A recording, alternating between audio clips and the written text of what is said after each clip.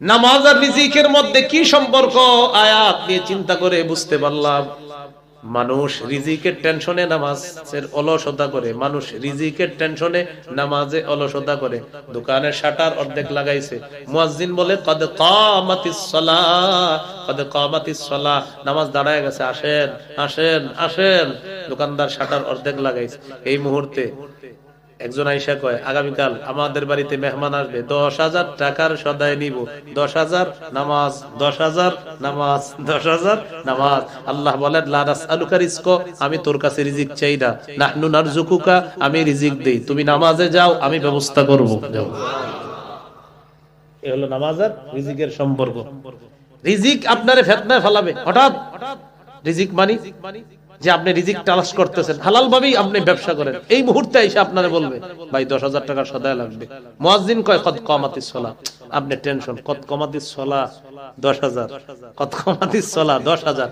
আল্লাহ তাআলা বলেন শাটার লাগাও লাগাও, নামাজে যাও। আরে তুমি আমারে রিজিক দাও নাকি, আমি তোমারে রিজিক দেই। যাও, এই 10,000 এর বিপরীতে কি দিব কল্পনা করবা না, যাও। পরিবারকে নামাজের কথা বলা, বিবিকে, ছেলে মেয়ে সবাইকে ডেলি নামাজের খোঁজ নিবেন। মাগরিব পড়ছো, এসব পড়লেও দেখলেও জিজ্ঞাসা করবেন।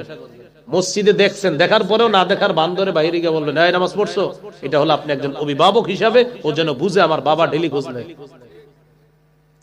এই হলো পরিবারকে নামাজের কথা বলা। 5 নাম্বার, রাষ্ট্রে নামাজ কায়েম করা, রাষ্ট্রের সব মুসলমান যেন নামাজি হয়। এই দায়িত্ব 1 নাম্বার রাষ্ট্রপ্রধানের। কার? রাষ্ট্রপ্রধান। এমন রাষ্ট্রপ্রধান কপালে আছে কিনা আল্লাহ জানে। এমন রাষ্ট্রপ্রধানের জন্য দোয়া করব, বলেন আল্লাহ 4 গুণওয়ালা একজন রাষ্ট্রপ্রধান চাই। নামাজ কায়েম করবে, যাকাত চালু করবে, সৎ কাজের আদেশ করবে, অসৎ কাজের নিষেধ করবে। বলেন সূরা হজ 41 নম্বর আয়াত, ওখানে আল্লাহ বলছে আল্লাযীনা ইম্মাক্কানাহুম ফিল আরদি আকামুস সালাহ ওয়া আতাউয যাকাহ ওয়া আমারু বিল মারুফি ওয়া নাহাউ আনিল মুনকার। যাদেরকে রাষ্ট্র ক্ষমতায় বসায় তাদের 1 নাম্বার কাজ রাষ্ট্রীয়ভাবে নামাজ কায়েম করবে। 2 নাম্বার কাজ রাষ্ট্রীয়ভাবে যাকাতের বিধান চালু করবে।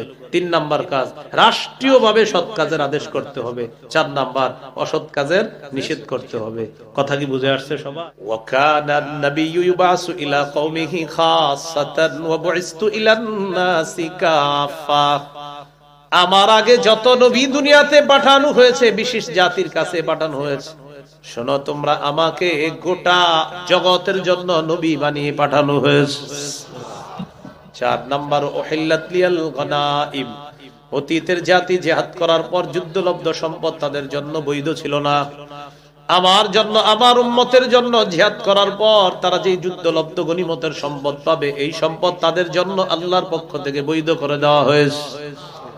5 নাম্বার ওয়াতিতু শাফাআ। অনুবাদটা সবাই করি, বলেন আমাকে সার্বজনীন সুপারিশ করার অনুমতি প্রদান করা হয়েছে। এই 5 নাম্বার বৈশিষ্ট্য হলো আমাকে সার্বজনীন সুপারিশ করার অনুমতি প্রদান করা হয়েছে। কিয়ামতের ময়দানে সবাই বিপদে থাকবে, আমাদের নবী সুপারিশ করবে, আল্লাহ তাআলা নবীর সুপারিশে সর্বপ্রথম বিচার ব্যবস্থা চালু করে। সূরা মাইদার 6 নম্বর আয়াত আল্লাহ তাআলা বলেন ইয়া আইয়ুহাল্লাযীনা আমানু ইযা কুমতুম ইলাস সালাহ فاغسلوا وجوهكم وأيديكم إلى المرافق وامسحوا برؤوسكم وأرجلكم إلى الكعبين। আল্লাহ তাআলা বলেন যখন তোমরা নামাজের ইচ্ছা করো, মুখমণ্ডল ধৌত করো, 2 হাত ধৌত করো, মাথা মাসে করো, পা ধৌত করো। ওযুর 4 ফরজ এসে গেছে। ওযু না থাকলে ওযু করা, সহিহ বুখারীর বর্ণনা 6456 নম্বর হাদিস। আরেকটা বর্ণনা আছে 6956। عن أبي هريرة رضي الله تعالى عنه قال قال رسول الله صلى الله عليه وسلم لا يقبل الله صلاة أحدكم إذا أحدث حتى يتوضأ। নবীজি বলেন তোমাদের কারো যদি ওযু না থাকে, ওযু না করা পর্যন্ত তার নামাজ আল্লাহ তাআলা কবুল করেন না। তাহলে শরীর পাক করা, গোসল ফরজ হলে গোসল করা। ওয়া ইন কুনতুম জুনুবান ফাত্তাহহারু, যদি তোমরা জুনুবি হও, যদি তোমাদের উপর গোসল ফরজ হয়, ভালোভাবে পবিত্রতা অর্জন করে নাও, গোসল করে নাও। এই হলো শরীর পাক করা। এরপরে কাপড় পাক। সূরা মুদ্দাসসিরের 4 নম্বর আয়াতে আল্লাহ বলেন ওয়া থিয়াবাকা ফাতাহহির, নবী আপনি আপনার কাপড়গুলা পবিত্র করেন। সহিহ বুখারীর বর্ণনা 227 নম্বর হাদিস। এক মহিলা নবীর কাছে আসছে, আসার পর রাসূল সাল্লাল্লাহু আলাইহি সাল্লামকে মাসালা জিজ্ঞাসা করছে। আরাআইতা ইহদানা তাহিদু ফিস সাওবি ফাকাইফা তাসনাউ ইয়া রাসূলুল্লাহ, ইয়া রাসূলুল্লাহ, আমাদের নারীদের মধ্যে যাদের শরীরে নাপাকি লাগে, এই নাপাকি পবিত্র করার কি উপায়? আমাদের নারীদের মধ্যে যে কাপড় পরে, এই কাপড়ের মধ্যে যে নাপাকি লাগে, নাপাকি পবিত্র করার উপায় কি? আমরা শ্রদ্ধার সাথে শুনি। মা বোনরা আল্লাহ প্রদত্ত অসুস্থতার সম্মুখীন হয়, এই অসুস্থতায় যে নাপাকি লাগে, এই নাপাকি কাপড় থেকে পবিত্র করার কি উপায় যদি কাপড়ে লেগে যায়? فقال رسول الله صلى الله عليه وسلم تحته, এক নাম্বার ওই নাপাকি ঘষে উঠাবে। 2 নাম্বার সুম্মা তুকরিসুহু বিল মা, এরপর এটা পানি দিয়ে এইভাবে রিগড়িয়ে নেবে। 3 নাম্বার তামদাহুহু, এটা ভালোভাবে চিপবে, এরপর এটা শুকাতে দিবে। ওয়া তুসাল্লি ফিহি, এরপর নামাজ পড়বে। কাপড়টা শুকায়া পবিত্র করে ওই পবিত্র কাপড়ে নামাজ পড়তে হবে। এখানে আমরা যে মাসালাটা শিখলাম সেটা হলো নামাজের পূর্বে কাপড় পবিত্র আছে কিনা এটা চেক করা, মানেও নামাজ কায়েম করা। কি করা? নামাজ। এজন্য আল্লাহ বলে নাই নামাজ পড়ো, বলছে নামাজ কায়েম করো, প্রতিষ্ঠিত করো। অনেক কিছু লাগে নামাজ পড়তে, এজন্য বলছে কায়েম করো। তো এই গেল শরীর পাক, কাপড় পাক, এরপরে নামাজের জায়গা পাক। পুরা দুনিয়াটা আমাদের জন্য পাক, সুবহানাল্লাহ।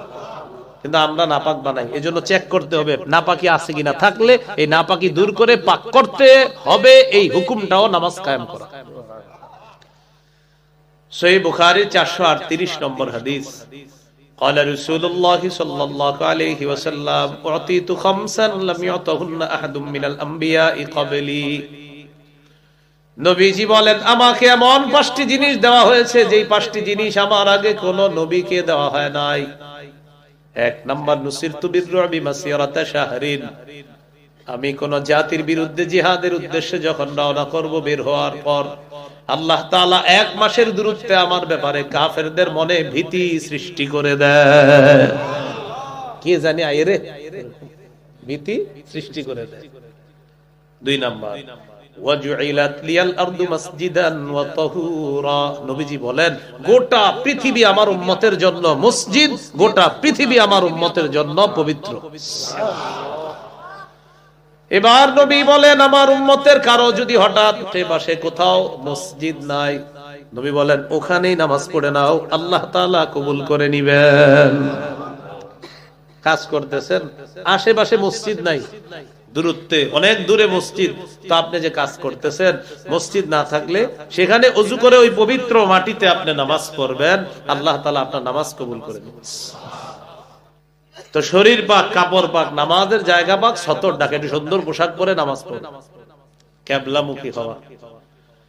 নবীজি সাল্লাল্লাহু আলাইহি সাল্লাম 17-18 মাস বাইতুল মুকাদ্দাসের দিকে ফিরে নামাজ পড়ে, কিন্তু মনটা চায় কাবার দিকে ফিরে নামাজ পড়তে, মুখে বলে না। কেন বলে না? কারণ আল্লাহর হুকুম হলো ওইদিকে বাইতুল মুকাদ্দাসের দিকে ফিরে নামাজ পড়া, তাই মুখ দিয়ে বলে না, কিন্তু মন চায়। আল্লাহ তাআলা জানায়া দিলেন ক্বাদ নারা তাকাল্লুবা ওয়াজহিকা ফিস সামা, হাবিব আপনি বারবার চেহারা আকাশের দিকে উঠান আবার নিচের দিকে নামান, কেন? আমি জানি। সুবহানাল্লাহ। আপনি যে খালি এমন এমন করেন, আমি কিন্তু জানি কেন করেন। ঠিক আছে, ফালানুয়াল্লিয়ান্নাকা কিবলাতান তারদাহা, আপনার মন মতো কাবাকে আবার আমি আল্লাহ কিবলা করে দেব। ওই কাবার দিকে আমি আপনাকে অচিরে ফিরিয়ে দিচ্ছি। নামাজে আছে নবীজি 2 রাকাত পড়ে ফেলছে, 4 রাকাত ওয়ালা নামাজ 2 রাকাত পড়ে ফেলছে, বাইতুল মুকাদ্দাসের দিকে ফিরে। রিমান্ড আর যাই হোক, তো 2 রাকাত ওয়ালা নামাজ পড়ে ফেলছে, 4 রাকাত ওয়ালা নামাজ 2 রাকাত পড়ে ফেলছে। জিবরিল আমিন আয়েশা বলতেছে আরো 2 রাকাত বাকি আছে না, তাড়াতাড়ি কাবার দিকে ঘুরেন। আল্লাহ কিবলা পরিবর্তন করে দিয়েছে। আপনি খালি আকাশের দিকে তাকান বারবার কেন? আল্লাহ তাআলা জানেন আল্লাহ কিবলা পরিবর্তন করে দিয়েছে, এই মুহূর্তে বাকি 2 রাকাত কাবার দিকে পড়েন। এই জন্য ওই মসজিদকে বলা হয় মসজিদু জিল কিবলাতাইন, 2 কিবলার মসজিদ। মানে এক মসজিদে নবী সাল্লাল্লাহু আলাইহি সাল্লাম একই নামাজ 2 কিবলার দিকে ফিরে পড়ছেন, এই জন্য 2 কিবলার মসজিদ বলা হয় এটাকে। তাহলে কিবলামুখী হওয়া এটাও নামাজের পূর্ব শর্ত, নামাজ কায়েম করার অন্যতম একটা শর্ত। এক এলাকায় গিয়ে আপনি অপরিচিত মানুষ মুসাফির, বাস আল্লাহু আকবার মারিয়ে দিলেন পশ্চিম মনে কইরা, কিন্তু আসলে এটা পশ্চিম না উত্তর। আপনি এলাকাবাসীকে জিজ্ঞাসা করা দরকার ছিল ভাই কোনটা পশ্চিম। যারা আলোচক এই যে ওনাদেরকে জিজ্ঞাসা করেন, কোথাও গিয়ে আমাদের অনেক সময় মনে হয় এটাই কিবলা, না এটা দাঁড়ানো ঠিক হবে না। আপনি জেনে নেবেন ভাই কিবলা কোন দিকে, আপনার মনে হবে পশ্চিম ওইটা, কিন্তু এটা না, আরেকটা। এই জন্য কিবলামুখী হওয়া এটাও নামাজ কায়েম করা। এরপরে ওয়াক্ত মতো নামাজ পড়া। সূরা নিসার 103 নম্বর আয়াতে আল্লাহ বলেন ইন্নাস সালাতা কানাত আলাল মুমিনিনা কিতাবাম মাওকুতা, নিশ্চয়ই সময় মতো নামাজ পড়া ফরজ। সময় মতো নামাজ পড়া মুমিনদের উপর ফরজ। সহিহ বুখারীর 527 নম্বর হাদিস, আব্দুল্লাহ ইবনে মাসউদ রাদিয়াল্লাহু তাআলা আনহু নবীকে জিজ্ঞাসা করলেন, সাআলতু রাসূলুল্লাহি সাল্লাল্লাহু আলাইহি ওয়াসাল্লাম আইয়ুল আমালি আহাব্বু ইলাল্লাহ, নবীকে প্রশ্ন করলাম ইয়া রাসূলুল্লাহ, আল্লাহর কাছে সবচেয়ে শ্রেষ্ঠ আমল কোনটা, সবচেয়ে প্রিয় আমল কোনটি আপনার কাছে জানতে চাই। নবীজি জবাব দিলেন as-salatu ala waqtiha, সময় মতো নামাজ পড়া। বলেন সবাই কি মতো বলেন, সময় মতো নামাজ পড়া। বলেন আল্লাহর কাছে সবচেয়ে পছন্দনীয় আমল। তাহলে সময় মতো নামাজ পড়া আল্লাহর কাছে সবচেয়ে পছন্দনীয় আমল। পড়ব তো ইনশাআল্লাহ, আল্লাহ তৌফিক দান করেন। আবু দাউদের 1449 নম্বর হাদিসের বর্ণনা, عن عبد الله بن حبشي الخسامي رضي الله تعالى عنه أن رسول الله صلى الله عليه وسلم سئل أي الأعمال أفضل, নবীকে প্রশ্ন করা হলো ইয়া রাসূলুল্লাহ, আল্লাহর কাছে সবচেয়ে মহামর্যাদাপূর্ণ আমল কোনটা, সবচেয়ে শ্রেষ্ঠ আমল কোনটা। নবীজি বললেন তুলুল কিয়াম, লম্বা সময় নামাজে দাঁড়িয়ে থাকা। কোন ব্যক্তি নামাজ পড়তেছে লম্বা সময়, এটা আল্লাহর কাছে শ্রেষ্ঠ আমল। এই জন্য মসজিদে ঢুকার পর তাকায় দেখি জোহরের আর বাকি আছে 2 মিনিট, 4 রাকাতের নিয়ত করে ফেলছি আল্লাহু আকবার, এবং 2 মিনিটে প্যাকেজ 4 রাকাত খতম। আল্লাহু আকবার, 2 মিনিট আছে, 2 মিনিটে আপনারা দেখায় দিবে যে আমি উত্তরপাড়ার অমুকের সন্তান অমুক, 2 মিনিটে 4 রাকাত পারলে তুমি দেখাও। শুধু 4 রাকাত পড়বে না, পয়রা আবার আপনার বৈশা বৈশা পড়ে আস্তাগফিরুল্লাহ সুবহানাল্লাহ। ইমাম সাহেব আসে না কেন? 2 মিনিটে সব পুরো প্যাকেজ কমপ্লিট দেখায় দিবে আপনি। এরকম নামাজ পড়বো আমরা? 2 মিনিট আছে, আপনি পড়েন না, এখন ফরজ পড়েন, পরে 2 রাকাত সুন্নত পড়বেন, এরপরে ওই বকেয়া 4 রাকাত পড়বেন। মনে থাকবে নি? তো সময় মতো নামাজ পড়বো আমরা। এয়ারপোর্টে আপনি নামাজ পড়ছেন মাগরিবের নামাজ, কোন জায়গায় মাগরিবের নামাজ পড়ছেন সময় মতো, কারণ মাগরিবের সময় বেশি নেই, পয়রা প্লেনে উঠছেন, উমরায় যাবেন, হজে যাবেন, আল্লাহ তৌফিক দান করে। তো প্লেনে ওঠার পর একটু পশ্চিম দিকে গিয়া দেখেন সূর্য এখনো ডুবে নেই, মাগরিবে কিন্তু পয়রা গেছেন বাংলাদেশে, আর পশ্চিমে যত যাবেন দেখবেন সূর্য ডুবে না, এখন আরো বাকি আছে। তো আল্লাহু আকবার বলে মাগরিব আদায় করে ফেললেন। মাগরিব আদায় করার পর প্লেনে উঠছেন, প্লেনে ওঠার পর প্লেন পশ্চিম দিকে যায়, সর্বনাশ, সূর্য এখনো ডুবে না, একটু পর ডুবছে, মাগরিবের সময় হয়েছে। তখন কি করবেন? তখন আর মাগরিব পড়বেন না, আগে যে পড়ে ফেলছেন আদায় হয়ে গেছে, একবারই নামাজ ফরজ, নতুন করে আর আপনার মাগরিব পড়তে হবে না। মনে থাকবেন এটা? হ্যাঁ, ওয়াক্ত মতো নামাজ পড়া। তো এই মাগরিবটা নিয়ে অনেক প্যাসেঞ্জারের একটু ঝামেলা হয় এয়ারপোর্টে, আর একবার মাগরিব পড়ে পড়ার পর প্লেনে উঠে আরে হুজুর যারা থাকে এখন জ্বালা আলা, হুজুর আবার পড়বো, এরকম জিজ্ঞাসা করে। তো এই জন্য মাগরিবের নামাজ পড়লেন, বাস ফরজ আদায় হয়ে গেছে। আবার প্লেনে ওঠার পর পশ্চিমে যাওয়ার পর যখন দেখবেন সূর্য আবার ডুবতেছে, তখন আর মাগরিব পড়া লাগবে না। আল্লাহ আমাদেরকে সময় মতো নামাজ পড়ার তৌফিক দান করেন। মাহফিলের আয়োজন যারা করেন, মাগরিবের পরে যেই বক্তারে বসাইবেন মাহফিলে, এই আলোচকরে আনার জন্য অনেক সময় 20টা মোটরসাইকেল যায়। আলোচক আনার জন্য 20টা মোটরসাইকেল যায়। তো মোটরসাইকেল ওয়ালারা আপনার মসজিদে নামাজ পড়ে না মাগরিবটা কেন? হুজুর যাইতে পারবে না, মাগরিব যাইলে যাক, হুজুর যাতে না যায়। কেন? হুজুরে আমরা নিমু, আমরা এটা ভিডিও করব আর ফেসবুকে দিয়ে বলবো আজকে আরিফ বিন হাবিব সাহেবের সাথে কিছুটা সময় কাটাইলাম, খুব ভালো লাগতেছে, কিন্তু মাগরিবটা আমরা পড়িনি, এটাও নিচে দিয়ে লিখে দিবে।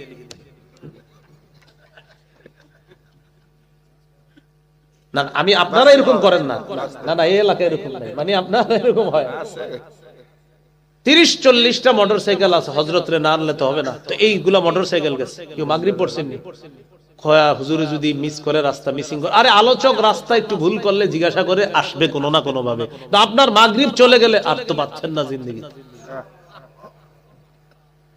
তো এই জন্য এখানে যারা আছেন আপনারা অনেক মাহফিল করেন অনেক জায়গায়, আল্লাহর হস্তে মাগরিবের বিষয়টা খুব খেয়াল রাখবেন। এশার সময় ঠিক আছে একটু আগে পরে পড়া যায়, কিন্তু মাগরিব আপনি কেন ইচ্ছা করে দেরি করবেন?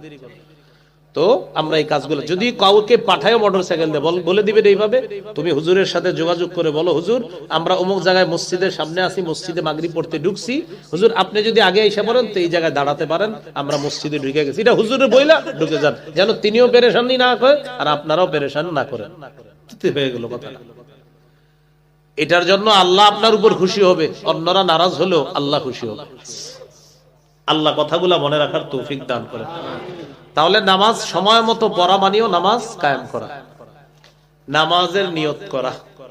সহিহ বুখারীর 1 নম্বর হাদিস, قال رسول الله صلى الله عليه وسلم انما الاعمال بالنيات। নবীজি বলেন আমলের প্রতিদান বিশুদ্ধ নিয়তের সাথে, বলেন আমলের প্রতিদান বিশুদ্ধ নিয়তের সাথে। তাহলে এই হলো নামাজ কায়েম করা দ্বারা 1 নাম্বার উদ্দেশ্য, মনে আসেনি 5টা মৌলিক উদ্দেশ্য। 1 নাম্বার নামাজের পূর্ববর্তী শর্তগুলা গুরুত্ব সহকারে আদায় করা মানে নামাজ কায়েম করা, এই শর্তগুলা মাত্র জানলাম। এবার 2 নাম্বার আলোচনায় যাই।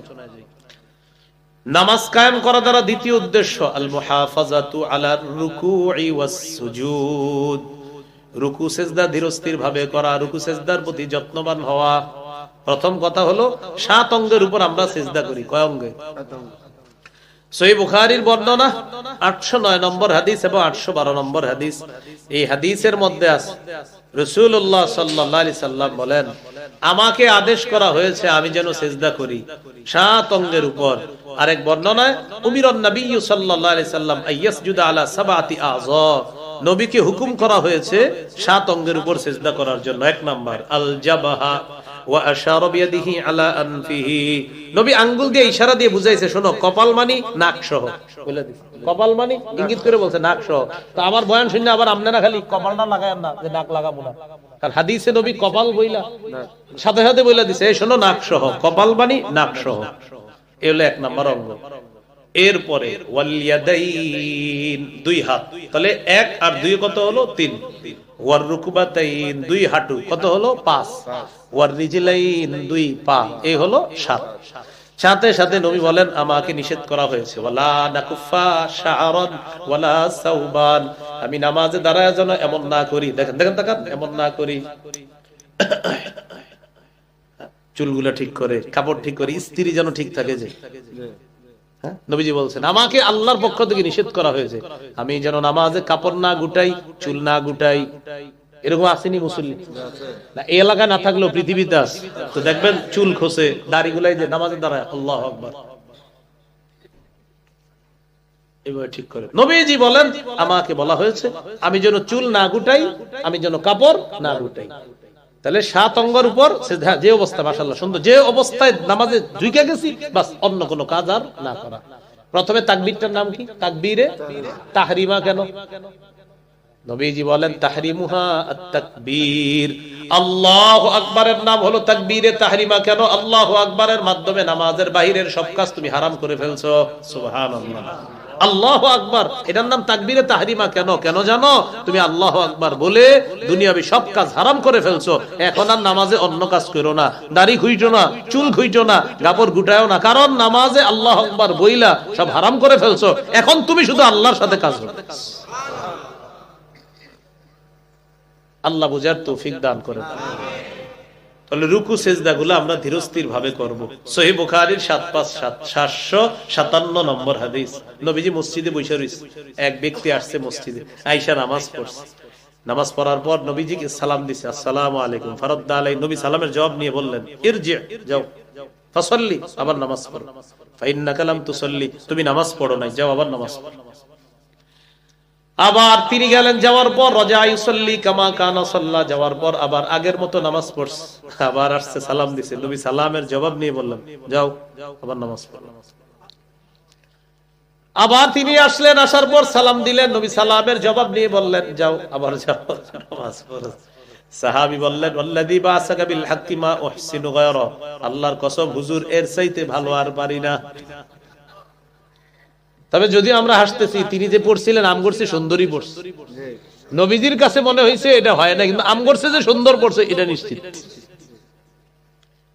এবার নবীজি তাকে শিখাইয়া দিলেন, তুমি যখন নামাজের ইচ্ছা করবা, আল্লাহু আকবার বলে হাত বাঁধবা, সানা পড়বা, ফাতিহা পড়বা, এরপর তোমার কাছে যে সূরাটা সহজ ওইটা পড়বা, সুম্মার কা, রুকু করবা। রুকুটা কিভাবে করবা? হাত্তা তাতমাইন্না রাকিআ, ধীরস্থির ভাবে রুকু করবা, ইতমিনানের সাথে রুকু করবা।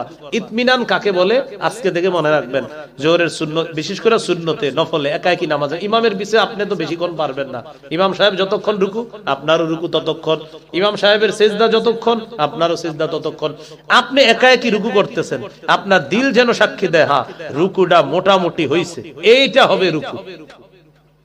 হাত্তা তাতমাইন্না রাকিআ, ধীরস্থির ভাবে। ইতমিনান কাকে বলে? ইতমিনান বলা হয় কলবের মধ্যে একটা প্রশান্তি, হ্যাঁ আমার রুকুটা হইছে। এরপর তুমি রুকু থেকে সোজা হয়ে দাঁড়াবা, হাত্তা তা'তাদিলা কাইমা, সোজা হয়ে দাঁড়াবা। আমাদের অনেকে দেখবেন বাঁকা হয়ে থাকে। ইমামের পিছনে অনেক মুসল্লি সাহেব রুকু থেকে উঠার পর এইভাবে থাকে, রাস্তায় তিনি সোজা হাঁটে, কিন্তু নামাজে আসলে বাঁকা হয়ে থাকে। আর বুঝায়, ও হুজুর তাড়াতাড়ি সিজদায় যান।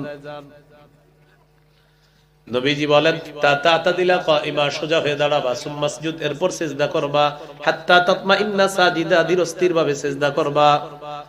দুই সিজদার মাঝখানে বসবা, ধীরস্থির ভাবে সোজা হয়ে বসবা, বাঁকা হয়ে থাকবা না। কিছু মানুষ দুই সিজদার মাঝখানে এত বাঁকা হয়ে থাকে, তার দুই সিজদা মিলে হয় একটা সিজদা। দুই সিজদা মিলে কয়টা হয়? একটা। এখন বলেন এক রাকাতে সিজদা কয়টা? যদি এক সিজদা হয় তার নামাজ শেষ, বাতিল। দুই সিজদার মাঝখানে এমনি রইছে, মানে হুজুর আরেকটা দেন, এমনি কিন্তু একটা হলো তার আপনার কুজা, তিনি মানে অসুস্থ, এটা ঠিক আছে, কিন্তু উনি এমনি আমগোর সাথে সুন্দর বসে, নামাজে গেলে ওনার সব সমস্যা দেখা দেয়। তো এটা যেন না হয়, আল্লাহ হেফাজত করে। আজকে থেকে যারা রুকু সিজদা করবেন, একটা হাদিস সারা জীবন স্মরণ রাখবেন। সহিহুল জামে 1671 নম্বর হাদিস। আব্দুল্লাহ ইবনে ওমর রাদিয়াল্লাহু তাআলা একদিন দেখে এক যুবক নামাজ পড়তেছে, এক যুবক নামাজ পড়তেছে।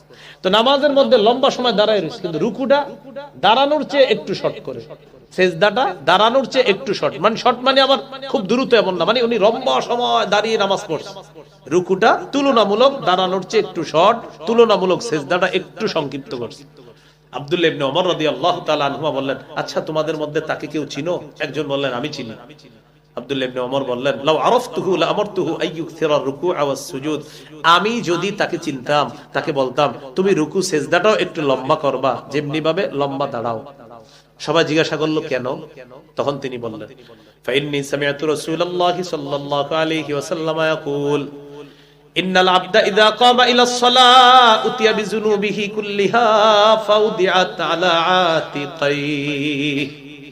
নবীজি বলেন, কোন বান্দা যখন নামাজের মধ্যে দাঁড়ায়, তার সব গুনাহগুলা তার দুই কাঁধের মধ্যে স্তূপ করে রেখে দেওয়া হয়। কুল্লামা রাকা আও সাজাদা, যখনই সে রুকু করে, সিজদা করে, তাসাকাতাত আন, তখনই তার গুনাহগুলা ঝরে পড়া শুরু হয়ে যায়। তাহলে আজকে থেকে আমার সাথে বলেন, রুকুতে থাকবো ততক্ষণ, বলেন গুনাহ ঝাড়তে চাই যতক্ষণ। তাহলে এটা মনে রাখবেন, রুকুতে থাকবো ততক্ষণ, গুনাহ ঝরাতে চাই যতক্ষণ। সিজদায় থাকবো ততক্ষণ, গুনাহ ঝরানো দরকার যতক্ষণ। তাহলে রুকু সিজদা করলে তার গুনাহ ঝরে, তো আমাদের গুনাহ ঝরানো দরকার আসেনি? এই জন্য রুকু সিজদা ধীরস্থির ভাবে করা মানিও নামাজ কায়েম করা, মনে আসেনি? নামাজ কায়েম দ্বারা ৩ নম্বর উদ্দেশ্য আল মুহাফাজাতু আলাল খুশুই ওয়াল খুজু, খুশু খুজুর সাথে নামাজ পড়া। ছোটবেলা থেকে শুনতে শুনতে বড় হয়েছি খুশু খুজুর সাথে নামাজ পড়া। অনেক সময় মসজিদে অনেকে নামাজ পড়তে দেখে আমরা বলি লোকটা মাশাআল্লাহ খুব খুশু খুজুর সাথে নামাজ পড়ে, এরকম আমরা বলি, কিন্তু আমাদের পুরা বলাটা সঠিক হয় না। আজকে থেকে একটু মনে রাখবেন, বলেন খুশু এর সম্পর্ক কলবের সাথে, খুজু এর সম্পর্ক অঙ্গ প্রত্যঙ্গের সাথে। খুজু দেখা যায়, খুশু দেখা যায় না। এই জন্য যিনি নামাজ পড়ে অনেক একাগ্র চিত্তে নামাজ পড়ে তাকে এতটুকু বলতে পারি লোকটা খুজুর সাথে নামাজ পড়ে, মাশাআল্লাহ। তার অঙ্গ আল্লাহকে সেজদা করে, তার কপাল আল্লাহকে সেজদা করে, তার হাত আল্লাহকে সেজদা করে, হাঁটু আল্লাহকে সেজদা করে, পা আল্লাহকে সেজদা করে। লোকটা নামাজের মধ্যে যে দাঁড়িয়েছে তার দাঁড়ানোটা খুজুর সাথে হয়েছে। হ্যাঁ, খুজুর সম্পর্ক অঙ্গ প্রত্যঙ্গের সাথে, কিন্তু খুশু আছে কিনা এটা আমি আপনি জানি না, এটা জানে আল্লাহ। খুশু কলবে, কোথায় খুশু? তাহলে বুঝে থাকলে বলেন আল্লাহু আকবার। নামাজে দাঁড়াইলাম, দেখেন নামাজে দাঁড়ানোর পর আমার অঙ্গ প্রত্যঙ্গ গুলো আল্লাহর জন্য নামাজ পড়ে, খুজু হলো। আমার কলবের মধ্যে আছে এই জমিনটার দাম ওমকে কয় 2 লাখ, 2,10,000 হইলে কেমন হয় না? হাসেন না, হাসেন না, শোনেন না, শোনেন একটু গুরুত্ব দেন না, এটা মনে আসতে পারে, আপনার কলবে আসতে পারে। দেখেন যে আমি নামাজে দাঁড়াইলাম, আমার অঙ্গ প্রত্যঙ্গ আল্লাহর সামনে দাঁড়িয়েছে, ইবাদত আল্লাহর জন্য করতেছে। হঠাৎ কলবের মধ্যে আসছে যে জমিটা 2 লাখ বলে ওমকে 2,10,000 হইলে কেমন হতো? খুজু হলো কিন্তু খুশু হলো না। খুজু হলো কিন্তু কি হলো না? খুজু কিভাবে হলো? ইমাম রুকুতে যায়, আপনিও রুকুতে যান, ইমাম সিজদায় যায়, আপনিও সিজদায় যান, ইমাম দাঁড়ায়, আপনিও দাঁড়ান, খুজু হলো। কিন্তু খুশু ইমামেরও আছে কিনা আপনারও আছে কিনা এটা জানেন আল্লাহ। মুসল্লিদের কার খুশু আছে এটা জানে কে? আল্লাহ। এই জন্য আমরা খুশু খুজু উভয়টা লাগবে। তাহলে আলেম ছাড়া অন্যরা বলেন, ওলামা হযরতরা অন্যরা বলেন তো খুশুর সম্পর্ক কার সাথে? কলব। খুশুর সম্পর্ক এটা দেখে কে? আল্লাহ। আর খুজুর সম্পর্ক এটা আমরা দেখি যে বেচারা সুন্দর নামাজ পড়তেছে, কিন্তু খুশু ওয়ালা নামাজ কিনা এটা জানে আল্লাহ। এবার একটু বলেন, চলেন যাদের কলবে খুশু আছে তাদের জন্য নামাজ সহজ। সুবহানাল্লাহ। সূরা বাকারার 45 নম্বর আয়াতে আল্লাহ বলেন ইস্তাঈনু বিস-সাবরি ওয়াস-সালাহ, ধৈর্য এবং নামাজের মাধ্যমে তোমরা সাহায্য প্রার্থনা করো।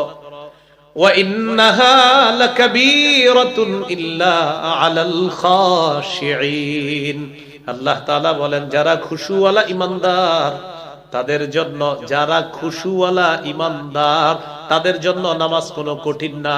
নামাজ কঠিন, তবে খুশুওয়ালা মুমিন যারা তাদের জন্য নামাজ সহজ। সুবহানাল্লাহ। কেউ যদি বলে আমার নামাজ পড়তে ভালো লাগে না, বুঝতে হবে তার কলবে খুশু নাই। সুবহানাল্লাহ, খুশু নাই। যদি হঠাৎ বলে ভাই নামাজ না খুব কঠিন লাগে, কলব দিয়া তুমি নামাজ পড়ো না। কেউ যদি আইসা বলে ভাই নামাজ পড়তে ভালো লাগে না, ভালো লাগে না তোমার, না নামাজ কঠিন মনে হয়, হ্যাঁ তো তুমি নামাজ তো সুন্দরই পড়ো। ভাই পড়ি যখন সুন্দরই পড়ি, বোঝা গেল আপনার অঙ্গ প্রত্যঙ্গ সুন্দর, নামাজ পড়ে কলব ঠিক মতো পড়ে না। তাহলে খুশু খুশু দুইটাই লাগবে। আবার খুশু বইলে এটা করেন না আবার যে হুজুর আমি মসজিদে নামাজ পড়ি না, কেন? কলব দিয়া শুধু বাতাসে নামাজ পড়ি, এটা আবার করেন না। এই জাতীয় আপনি আমাদের দেশে লোক পাবেন যারা মসজিদে গিয়ে নামাজ পড়ে না, তারা এইভাবে নামাজ পড়ে, সেটা হলো কলবের জগৎ, মারেফতের জগৎ, এটা আর কেউ দেখে না। এই জাতীয় কেউ কথা বললে বলবেন আমি বুঝছি। কি বলবেন? বলেন সবাই কি বলবেন? হ্যাঁ যদি কয় কি বুঝছো বলবেন আপনি বন্ড। কি বলবেন? আর আপনি যার অনুসারী সেও বন্ড। সাথে সাথে আপনার বলবেন তুমি জানো ওনার 2 কোটি মুরিদ, আপনি বলবেন 4 কোটি মুরিদ যদিও হ্যাঁ বন্ড, সব মুরিদ বন্ড। হ্যাঁ নামাজ পড়ে না আবার কয় এটা বুঝবে না, আপনি বলবেন বুঝছি। যদি কয়েন হ্যাঁ তোমার সামনে নামাজ পড়ি না, এটা বুঝবা না, তো ঘরে পড়েননি, কয় না সেখানেও পড়ি না, তো পড়েন কোথায়? হ্যাঁ এটাই তো বুঝবা না, আপনি বলবেন বুঝছি। কি? আপনি বন্ড। তো আমি আজকে খুশু হুজুর ওয়াজ করছি না, এটা নিয়ে আবার বলতে পারে দেখছো হুজুর বইলা গেছে কলব নামাজ পড়বে, তো বলবেন হুজুর এটাও বলছে অঙ্গ প্রত্যঙ্গ নামাজ পড়বে। আল্লাহ আমাদেরকে বোঝার তৌফিক দান করেন। তো যাই হোক খুশু খুজুটা মনে থাকবে নি তো? দেখি কোন তো খুজুর সম্পর্ক কার সাথে? মাশাআল্লাহ, খুশুর সম্পর্ক এই খুশু খুজুর সাথে নামাজ পড়া মানিও নামাজ কায়েম করা। 4 নাম্বার, পরিবারকে নামাজের কথা বলা। সূরা তাহা 132 নম্বর আয়াতে আল্লাহ বলেন, ওয়া'মুর আহলাকা বিস-সালাতি ওয়াসতাবির আলাইহা লা নাসআলুকা রিজকা। নবী আপনার পরিবারকে নামাজের হুকুম করেন, আপনার পরিবারকে নামাজের হুকুম করেন, আপনি নিজেও ধৈর্যের সাথে নামাজ আদায় করেন। সাথে সাথে আল্লাহ বলেন, লা নাসআলুকা রিজকা, আমি আপনার কাছে রিজিক চাই না। নাহনু নারযুকুকা, আমি আপনাকে রিজিক দেই। বড় অবাক করা বিষয়, আল্লাহ আলোচনা শুরু করলেন নামাজ দিয়ে, আলোচনা শেষ করলেন রিজিক দিয়ে। ওটা নাকি